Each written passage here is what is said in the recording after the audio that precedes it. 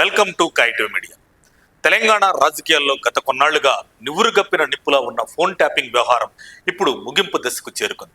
ముఖ్యమంత్రి రేవంత్ రెడ్డి ఈ కేసుపై తీసుకుంటున్న నిర్ణయాలు, చేస్తున్న వ్యాఖ్యలు చూస్తుంటే రాష్ట్ర రాజకీయాల్లో పెను తుఫాను రాబోతుందని స్పష్టమవుతుంది.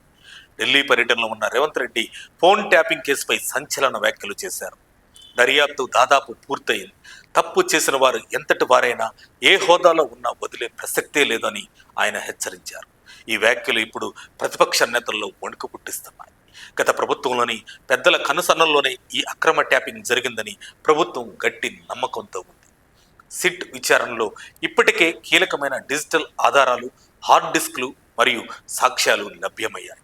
ముఖ్యంగా మునగోడు, హుజూరాబాద్ ఉప ఎన్నికల సమయంలో ప్రతిపక్ష నేతల ఫోన్లను ఎలా ట్యాప్ చేశారు, వ్యాపారవేత్తలను బెదిరించి వసూళ్లకు ఎలా పాల్పడ్డారు అనే అంశాలపై పక్కా ఆధారాలతో ఛార్జ్షీట్ సిద్ధమవుతుంది. త్వరలోనే ఈ కేసులో ప్రధాన రాజకీయ నేతలకు నోటీసులు జారీ అయ్యే అవకాశం ఉందని ప్రచారం జరుగుతుంది. కేవలం అధికారులే సొంతంగా ఇంత పెద్ద పని చేయలేరు. వారి వెనుక ఉన్న రాజకీయ శక్తులను బయటకు తీస్తామని రేవంత్ రెడ్డి అనడం నేరుగా గత ప్రభుత్వ అగ్రనేతలను టార్గెట్ చేయటమే అని విశ్లేషకులు భావిస్తున్నారు. ఈ కేసులో అరెస్టులు మొదలైతే ప్రతిపక్ష పార్టీలు కోలుకోవటం కష్టమని కాంగ్రెస్ భావిస్తుంది.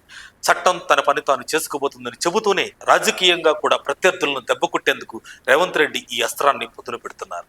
ఇప్పటికే జైల్లో ఉన్న అధికారుల స్టేట్మెంట్లే ఈ కేసులో టర్నింగ్ పాయింట్ కాబోతున్నాయి. ప్రజల వ్యక్తిగత స్వేచ్ఛను హరించిన వారు చట్టం ముందు నిలబడాల్సిందే అనే నినాదంతో రేవంత్ రెడ్డి ముందుకు వెళుతున్నారు. ఇది సామాన్య ప్రజల్లో కూడా ప్రభుత్వంపై నమ్మకాన్ని పెంచుతుంది. ముఖ్యంగా యువత మరియు మేధావులు రేవంత్ రెడ్డి తీసుకుంటున్న ఈ సాహసోపేత నిర్ణయానికి మద్దతు తెలుపుతున్నారు. వచ్చే కొన్ని రోజుల్లో తెలంగాణలో భారీ అరెస్టులు ఉండబోతున్నాయనే వార్తలు గుప్పుమంటున్నాయి. రేవంత్ రెడ్డి గీసిన గీత దాటిన వారు ఎవరైనా సరే చట్టం నుండి తప్పించుకోవడం అసాధ్యమని ఈ పరిణామాలు చెబుతున్నాయి. మరిన్ని అప్డేట్స్ కోసం మా కాయ్ టీవీని సబ్స్క్రైబ్ చేసుకోండి. మా వీడియో కనుక మీకు నచ్చినట్లయితే లైక్ చేయండి, షేర్ చేయండి.